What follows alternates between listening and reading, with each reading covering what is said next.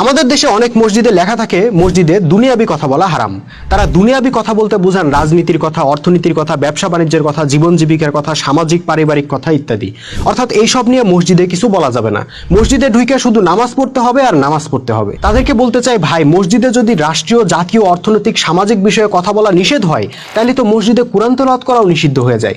কারণ কোরআনে তো রাজনীতির কথা আছে, যুদ্ধের কথা আছে, অর্থনীতির কথা আছে, ব্যবসা বাণিজ্যের কথা আছে, জীবন জীবিকার কথা আছে, সামাজিক পারিবারিক এমনকি বৈবাহিক বিষয়ের কথাও আছে। তাইলে তো দেখা যাইতেছে মসজিদে কোরআন তেলাওয়াত করাও মুশকিল হয়ে যাবে, কারণ দুনিয়াবি কথা আইসা পড়বে আর আপনাদের মসজিদের পবিত্রতা নষ্ট হবে। ভাই, আপনারা কি আল্লাহ রসুলের চাইতেও বেশি মুত্তাকি হয়ে গেলেন?